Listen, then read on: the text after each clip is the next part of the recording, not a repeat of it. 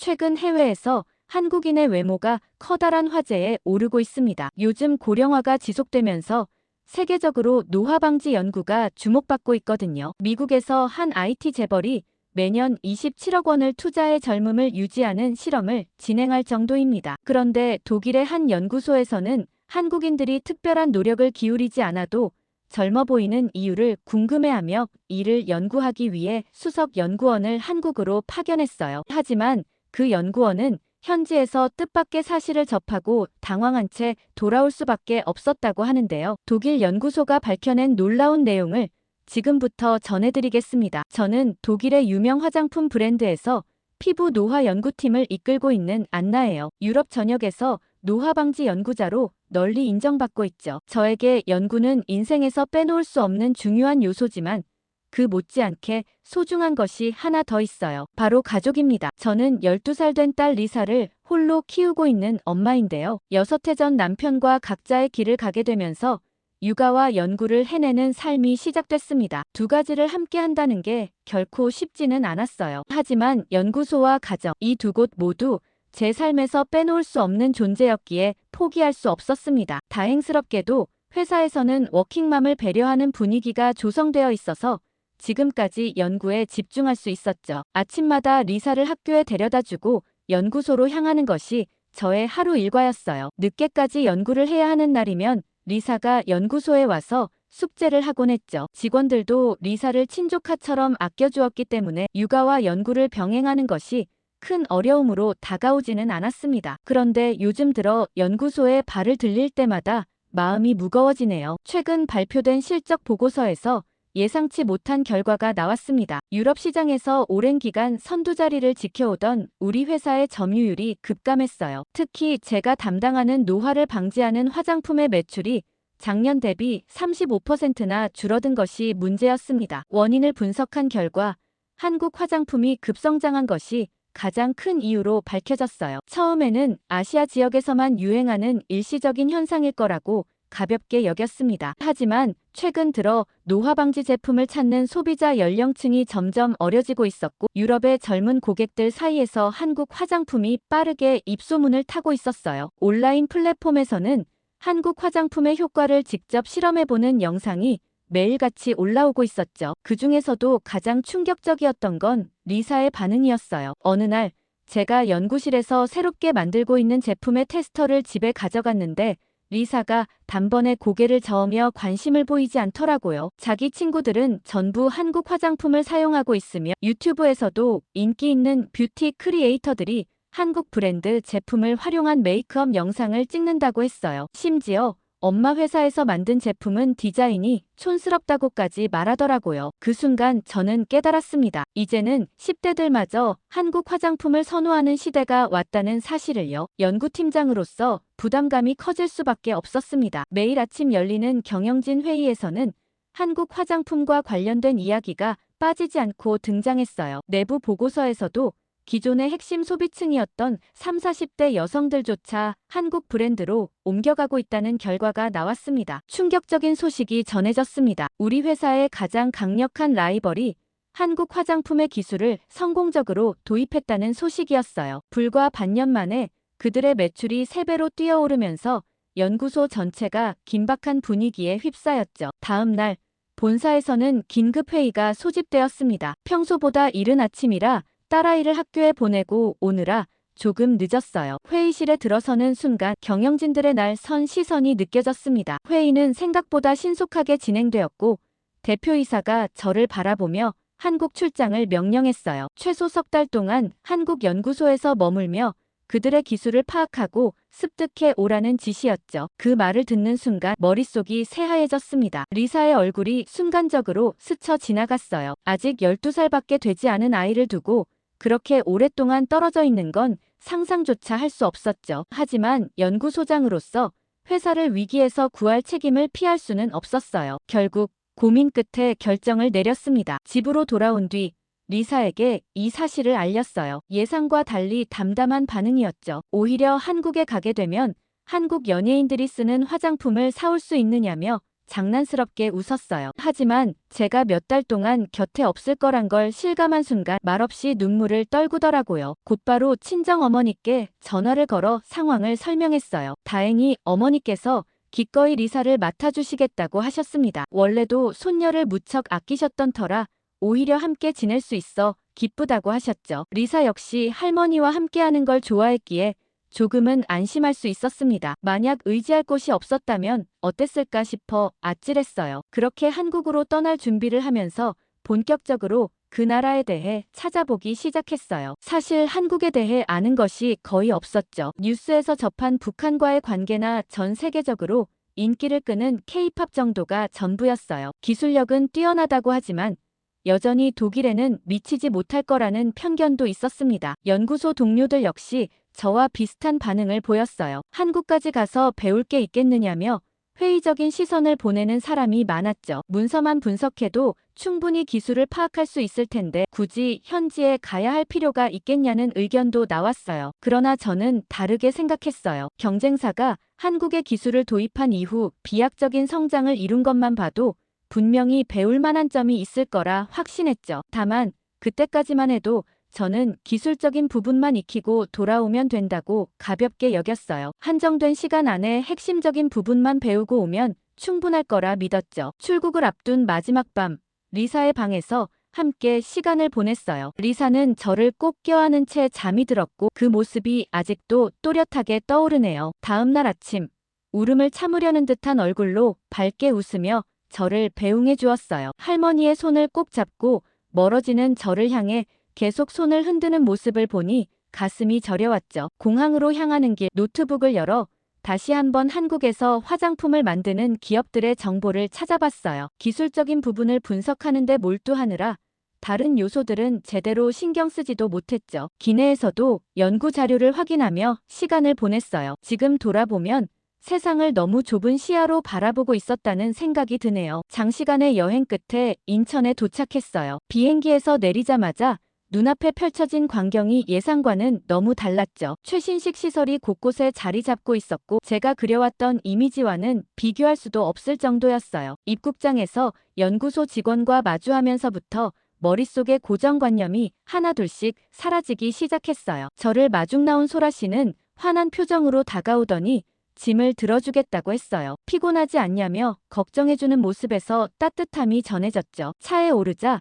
소라는 한국의 화장품 산업 전반에 대해 이야기를 꺼냈어요. 뛰어난 품질과 합리적인 가격 덕분에 세계적으로 주목받고 있으며 특히 유럽 시장에서도 성장세가 뚜렷하다고 설명했죠. 실제로 현지에서도 한국 브랜드 제품을 찾는 소비자들이 많아지고 있다고 제 의견에 공감해 주었어요. 연구소에 도착하자 소라는 주차를 마친 뒤 잠깐 볼일을 보고 오겠다며 저에게 5층으로 먼저 올라가라고 했어요. 연구소장님이 기다리고 계신다고 덧붙이며 엘리베이터 방향을 가리켰죠. 엘리베이터에서 내려 복도를 따라 걸어가던 중 단정한 복장을 한 젊은 여성이 눈에 띄었어요. 인턴이 아닐까 생각하며 연구소장실의 위치를 물었더니 그녀는 직접 안내해주겠다며 앞장섰어요. 도착한 곳은 회의실이었고 그녀는 조용히 차를 준비한 뒤 아무 말 없이 자리를 떠났어요. 직접 차를 가져온 걸 보니 비서인 것 같다는 생각이 들었죠. 잠시 후 노크 소리가 들렸고 다시 문을 열고 들어온 건 조금 전 그 여성이었어요. 연구소장님이 곧 오시냐고 묻자 그녀는 대답하는 대신 연구소장의 자리로 가더니 자연스럽게 앉았어요. 예상치 못한 상황에 당황한 저는 얼떨떨한 얼굴로 그녀를 바라봤고 그녀는 미소를 띠며 자기가 연구소장이라고 말했어요. 그 순간 얼굴이 뜨거워졌어요. 아무리 봐도 30대 초반쯤 되어 보였는데 실제 나이가 50대라니 믿기 힘들었죠. 하지만 더 놀라운 건 그녀의 경력이었어요. 20년이 넘는 시간 동안 화장품 연구를 해오며 수백 개의 특허를 보유한 전문가였죠. 그녀의 연구 성과를 들으면서도 저는 계속 어려 보이는 외모에 시선을 빼앗겼어요. 그리고 문득 연구소에서 마주쳤던 다른 직원들 또한 예상보다 훨씬 어려 보였다는 사실을 깨달았어요. 한국에서는 누구를 보아도 피부가 매끈하고 주름이 거의 보이지 않았어요. 마치 우리가 연구하고 있는 노화 방지 기술이 이미 그 사람들의 일상에 깊이 스며든 듯한 느낌이 들었죠. 회의실 문이 열리며 소라가 다시 들어왔을 때도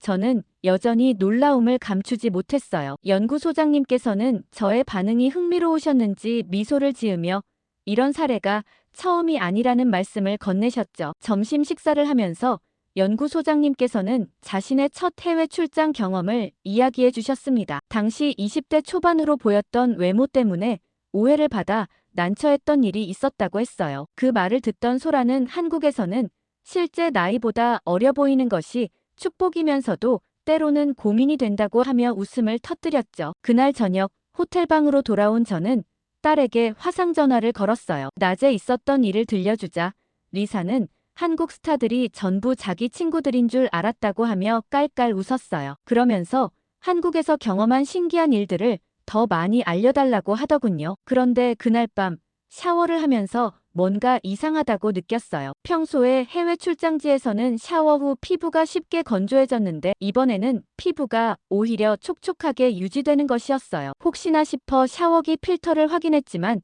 전혀 변색되지 않고 깨끗한 상태였어요. 보통 다른 나라를 여행할 때는 조금만 사용해도 필터가 뿌옇게 변하거나 갈색으로 착색되는 일이 흔했는데 여기는 달랐어요. 다음날 연구소에서 샤워기 필터 얘기를 꺼내자 소라는 한국의 물이 특별하다며 저를 실험실로 따라오라고 하더라고요. 전날 수집한 각국의 수질 샘플이 준비되어 있었고 미네랄 성분부터 확연한 차이가 보였죠. 저는 호기심이 커져 본격적으로 수질 분석을 시작했습니다. 먼저 산도를 측정해보니 약알칼리성이 나왔어요. 이 수치는 인체 피부의 산성도와 거의 일치하는 수치였죠. 미국의 물은 석회 성분이 많아 강한 알칼리성이었고 유럽의 경우 다소 산성에 가까웠어요. 반면 한국의 물은 마치 값비싼 프리미엄 기초 제품처럼 피부에 최적화된 산도를 유지하고 있었습니다. 더욱 놀라운 사실은 미네랄 균형이었어요. 칼슘과 마그네슘의 비율이 이상적으로 조화를 이루고 있었고 중금속은 거의 검출되지 않았죠. 연구소장님께서는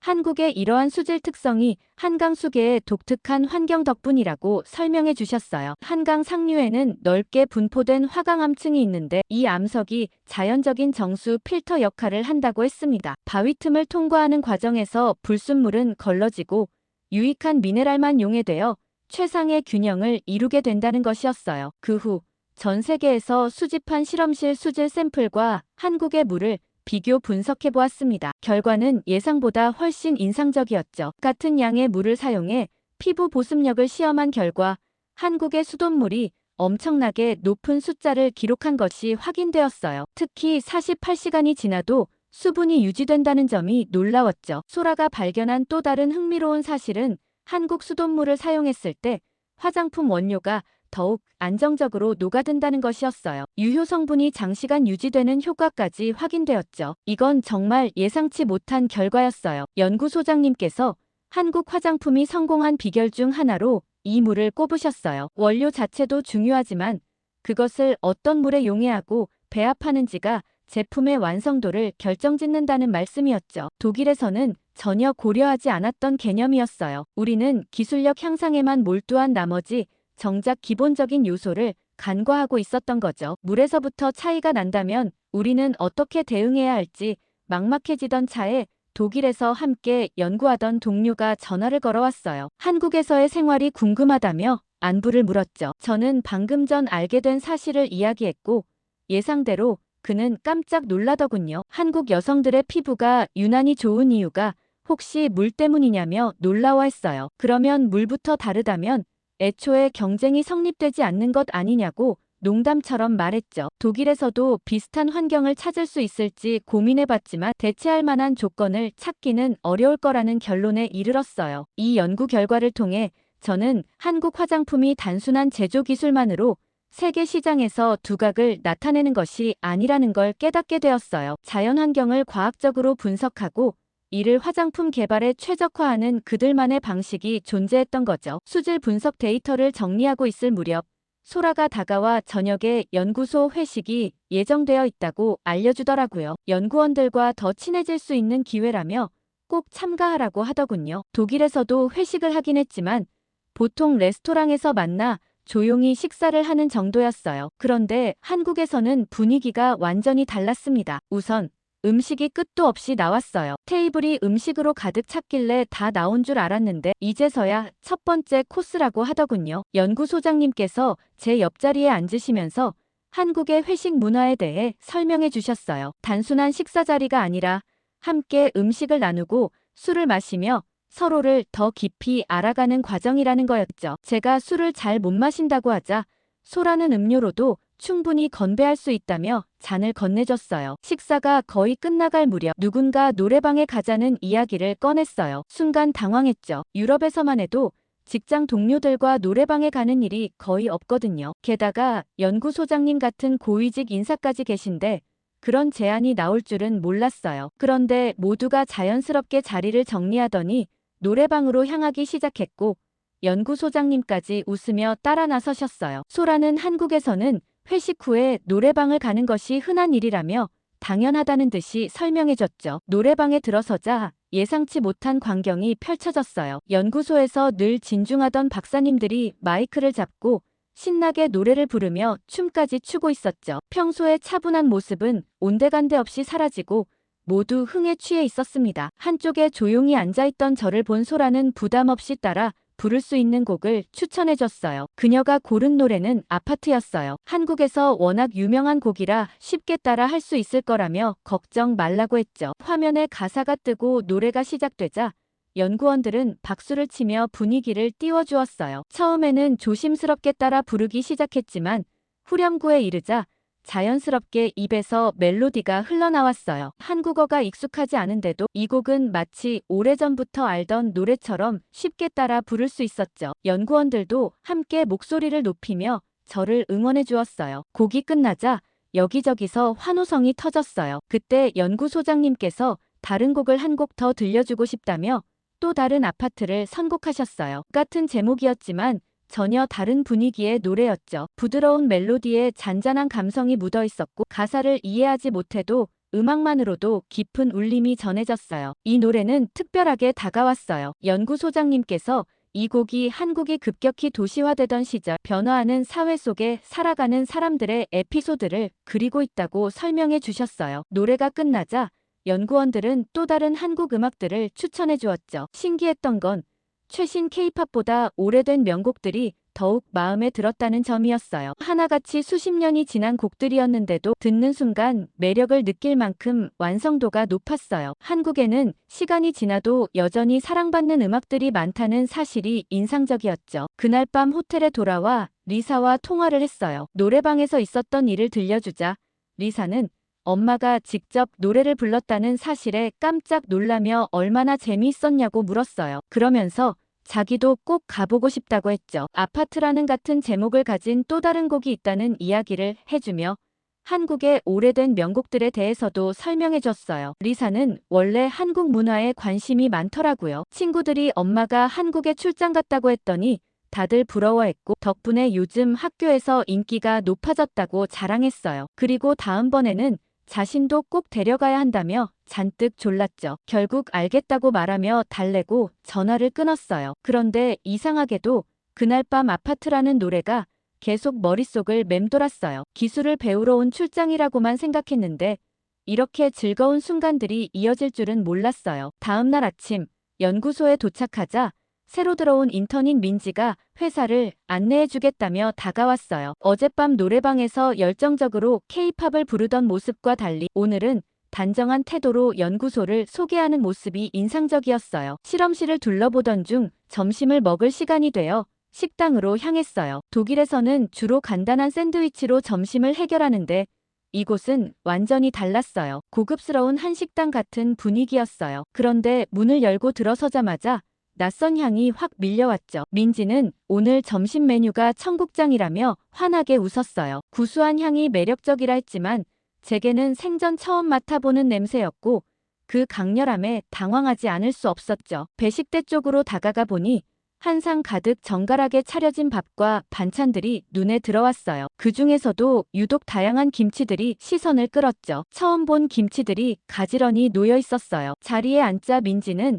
한식을 제대로 즐기는 법을 알려줬어요. 밥에 청국장을 비벼서 먹으면 훨씬 맛이 좋다고 하더군요. 조심스럽게 한 숟가락 떠서 입에 넣었는데 순간 온몸이 굳어버렸어요. 입안 가득 퍼지는 진한 발효향에 적잖이 당황했어요. 너무 강한 맛에 식은땀까지 맺혔죠. 민지는 예상했다는 듯 웃으며 처음 접하면 누구나 비슷한 반응을 보인다고 했어요. 옆자리 연구원들도 각자의 첫 청국장 경험을 들려주며 안심하라고 했죠. 그런데 신기하게도 몇 번 더 먹어보니 점점 익숙해졌어요. 처음에는 낯설었던 향이 점차 부드럽게 느껴졌고 김치와 함께 먹으니 생각보다 조화가 잘 어울렸어요. 식사가 끝난 후 민지는 한국의 발효식품이 피부 건강에 미치는 영향에 대해 설명해 주었어요. 청국장의 풍부한 프로바이오틱스가 장내 환경을 개선하고 결국 피부 건강까지 좋아지게 만든다는 거였죠. 특히 김치에 대한 이야기가 흥미로웠어요. 유산균이 발효되는 과정에서 생성되는 유익한 성분들이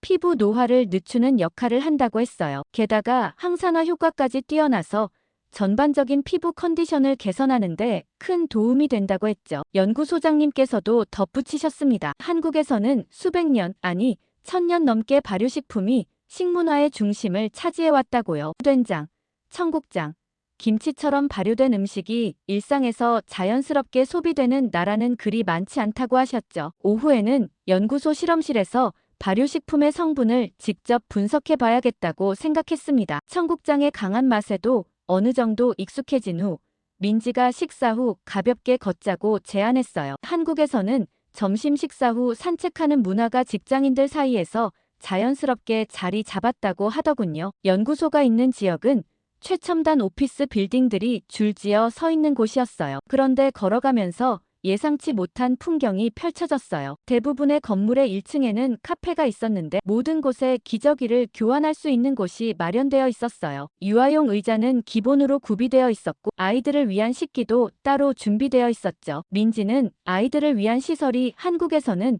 너무 당연한 거라고 했어요. 직장인 부모들을 배려해 기업들이 직접 설치하는 경우가 많다고 했습니다. 독일에서는 쉽게 볼 수 없는 모습이었어요. 산책로를 따라 조금 더 걷자 넓은 공원이 나타났어요. 평일 오후임에도 불구하고 유모차를 밀며 나온 부모들이 곳곳에 있었죠. 아이들은 물놀이장에서 신나게 뛰놀고 부모들은 벤치에 앉아 담소를 나누고 있었어요. 특히 공원 곳곳에 마련된 편의시설이 무척 인상적이었죠. 수유 공간은 물론이고 아이들이 사용할 수 있는 작은 도서관까지 마련되어 있었어요. 민지는 이 시설들이 무료로 운영된다고 설명해줬죠. 그 말을 듣자 리사가 어릴 때가 떠올랐습니다. 독일에서 아이와 함께 외출하는 건 결코 쉬운 일이 아니었어요. 이동하는데 시간이 많이 걸렸고 기저귀를 갈 수 있는 곳을 찾는 것도 늘 고민거리였죠. 아기를 데리고 방문할 수 있는 장소도 제한적이었습니다. 만약 리사를 한국에서 키웠다면 어땠을까 생각해봤어요. 이렇게 육아 친화적인 환경이 갖춰진 곳이라면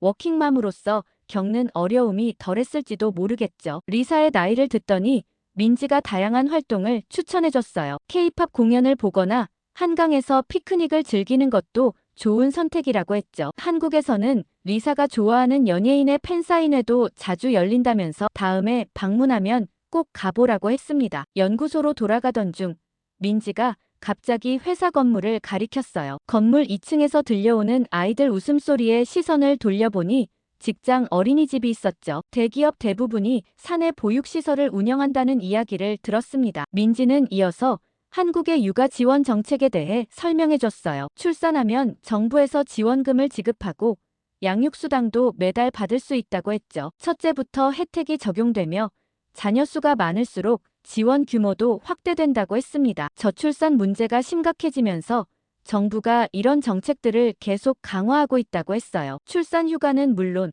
육아휴직도 법적으로 보장되어 있으며 아빠들도 적극적으로 육아에 참여하는 추세라고 했죠. 민지의 친구도 육아 중인데 다니는 회사에서 문화센터 프로그램 비용까지 지원받고 있다고 했습니다. 지역마다 차이는 있지만 영유아 교육을 위한 돈도 제공된다고 했어요. 문화센터라는 곳이 어떤 곳인지 궁금해졌어요. 그러자 민지가 근처에 있는 문화센터를 구경하러 가자고 했죠. 점심시간이 조금 남아있어 함께 가보기로 했습니다. 연구소에서 걸어서 몇 분 거리에 문화센터가 있었어요. 건물에 들어서자마자 다양한 프로그램 안내가 눈에 들어왔죠. 아이들을 위한 음악놀이, 미술 수업, 체육 활동 등이 운영되고 있었습니다. 수업을 둘러보던 중 엄마와 아기가 함께하는 오감 발달 교실이 눈길을 끌었어요. 6개월에서 12개월 된 아기들이 엄마와 함께 여러 가지 활동을 하고 있었죠. 독일에서는 좀처럼 보기 힘든 장면이라 신기했습니다. 민지는 이런 프로그램이 아이의 성장 발달에도 긍정적인 영향을 주지만 부모들에게도 많은 도움이 된다고 하더라고요. 같은 나이에 아이를 키우는 부모들이 만나 육아 정보를 공유하고 공감대를 형성하면서 스트레스를 해소할 수 있는 기회라고 했죠. 요즘 한국에서는 젊은 부모들이 육아 정보를 온라인 커뮤니티에서 활발히 공유한다고 하더라고요. 수업이 끝나고 교실에서 나온 엄마들의 표정이 밝았어요. 아기들은 엄마 품에 안겨 까르르 웃고 있었고 부모들은 자연스럽게 대화를 나누며 다음 수업을 함께 듣기로 약속했죠. 그런데 문화센터를 둘러보던 중 예상하지 못한 장면을 마주했어요. 2층으로 올라갔더니 분위기가 완전히 달랐어요. 곳곳에 어르신들이 자리하고 계셨고 민지는 이곳이 어른들을 위한 문화센터라고 설명해 주었어요. 복도를 걷다 보니 수채화 수업이 열리는 교실이 눈에 띄었어요. 연세가 지긋한 할머님들이 붓을 들고 그림을 그리고 있었는데 한 분 한 분 표정이 무척 진지했어요. 그런데 더욱 놀라운 건 작품들이었어요. 몇 년째 꾸준히 배우고 계신 덕분인지 완성된 그림들이 전문가 수준이었죠. 옆 강의실에서는 사진 강의가 한창이었어요. 어른들이 최신형 카메라를 들고 강사의 설명을 열심히 메모하며 배우고 있었어요. 작은 설정 하나까지 놓치지 않으려는 모습이 인상적이었어요. 가장 놀라운 곳은 3층이었어요. 요가 매트 위에서 스트레칭을 하는 분들도 있었고 덤벨을 들고 운동하는 할아버님들도 계셨어요. 민지는 어른들이 일주일에 2~3번씩 빠짐없이 나오신다고 했습니다. 제가 신기해하며 바라보자 민지는 자신의 할머님도 유튜브를 시작해 보고 싶다며 영상 촬영과 편집을 배우고 있다고 했어요. 한국에서는 이런 모습이 더 이상 특별하지 않은 자연스럽다고 합니다. 은퇴 후에도 새로운 것을 배우고 다양한 경험을 쌓는 것이 한국에서는 일상적인 일이라고 했어요. 거의 모든 문화센터에는 어르신들을 위한 강좌가 운영되고 있어 원하는 내용을 쉽게 배울 수 있다고 했어요. 특히 흥미로웠던 점은 수강료가 엄청 저렴하다는 것이었어요. 국가나 지방자치단체에서 지원하기 때문에 큰 부담 없이 다양한 배움을 이어갈 수 있다고 하더라고요. 그곳에서 어르신들을 보며 한국 사람들이 유난히 젊어 보이는 이유를 알 것 같았어요. 계속해서 배우고 새로운 도전을 하다 보니 마음가짐도 젊게 유지되고 자연스럽게 외모까지 활기차게 유지되는 것 같았어요. 오후에는 연구소로 돌아와 한국의 발효식품을 분석하기 시작했어요. 유산균뿐만 아니라 비타민, 미네랄, 아미노산 등 피부 건강에 이로운 성분들이 풍부했어요. 게다가 발효 과정을 거치면서 이러한 영양소들의 체내 흡수율이 더욱 높아진다는 점도 흥미로웠어요. 서구권에서는 이런 식습관을 따라가기 쉽지 않겠다는 생각이 들었어요. 성분 분석을 마무리하던 중 소라가 다가왔어요. 오후에 특별한 강연이 있다며 함께 가보자고 했죠. 연구소에서 존경받는 원로 과학자인 김 박사님께서 한의학 강의를 하신다고 했어요. 강의실에 들어서자 젊은 연구원들이 이미 자리를 꽉 채우고 있었어요. 모두가 집중한 채 필기 도구를 들고 강의를 기다리는 분위기였어요. 소라는 이 강의가 연구원들 사이에서 상당히 인기가 높다고 했죠. 김 박사님은 80대라는 나이가 믿기지 않을 만큼 정정하고 또렷한 목소리로 강의를 시작하셨어요. 한의학적 관점에서 피부 노화가 진행되는 원리를 설명하시면서 현대의학과 전통의학을 자연스럽게 연결해 주셨죠. 특히 놀라웠던 것은 연구원들과의 소통 방식이었어요. 질문이 나오면 과거 한의학 문헌과 최신 연구 결과를 비교해가며 설명하셨는데 마치 시간을 넘나드는 듯한 기분이 들었어요. 강의 중 김 박사님은 본인도 배우는 입장이라고 하시면서 요즘 젊은 연구원들에게 AI 활용법을 익히고 있다고 하셨어요. 나이에 상관없이 배움은 끝이 없다는 말씀이 인상적이었어요. 연구원들 역시 이에 자극받아 한의학 용어를 더 깊이 이해하기 위해 한자 공부까지 하고 있다고 했어요. 심지어 점심시간을 활용해 김 박사님과 함께 한의학 연구 스터디 모임을 운영한다고 하더라고요. 김 박사님은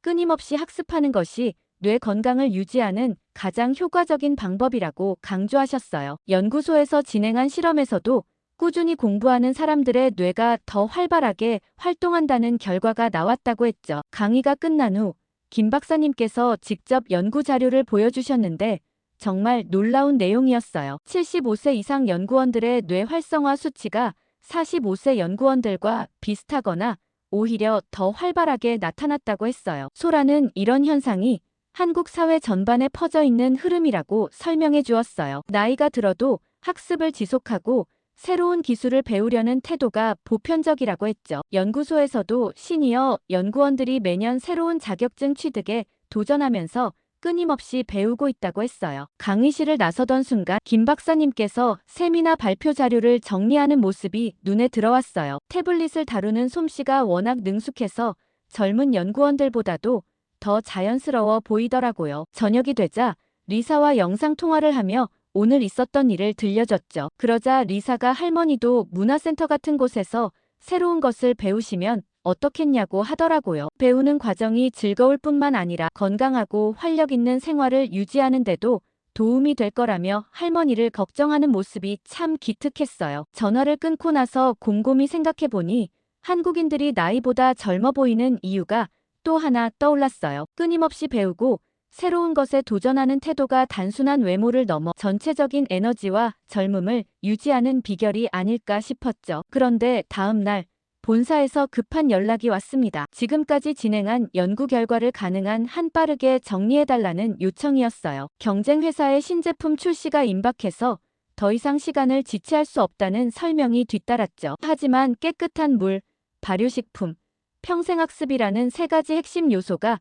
피부 건강과 어떻게 연결되는지 명확하게 설명하는 것이 쉽지 않다는 점이 고민이었어요. 그때 연구소장님께서 제 상황을 알아채셨는지 흥미로운 실험을 제안하셨죠. 다양한 연령을 가진 연구원을 대상으로 생활습관이나 피부 탄력도의 상관관계를 분석해보면 어떻겠냐고 하셨습니다. 실험 결과는 놀라웠어요. 비싼 화장품을 사용하는 연구원들보다 발효식품을 꾸준히 섭취하고 새로운 배움을 지속하는 연구원들의 피부 탄력이 훨씬 더 뛰어난 것으로 나타났죠. 그런데 가장 뜻밖의 발견은 세안 습관이었어요. 고급 화장품을 사용하면서도 생수로 세안하는 연구원들보다 수돗물을 이용하는 연구원들의 피부 결이 더 건강하게 유지된다는 것이 밝혀졌습니다. 이는 한국 수돗물의 미네랄 균형이 피부에 직접적인 영향을 미친다는 사실을 증명하는 것이었어요. 실험 데이터를 정리하는 과정에서 확신이 들었죠. 한국인들의 피부 비결은 단순한 화장품 사용이 아니라 오랜 시간 축적된 생활 습관에서 비롯된 것이었어요. 깨끗한 물로 세안하고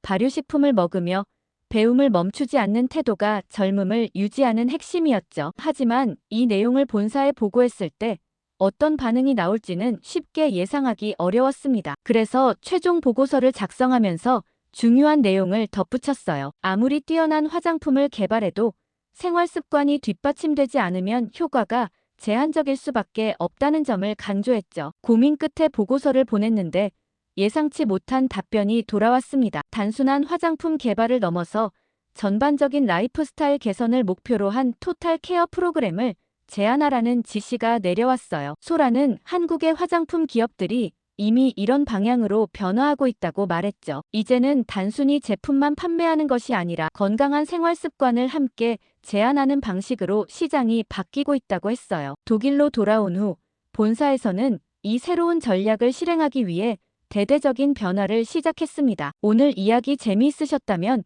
구독, 좋아요 부탁드립니다.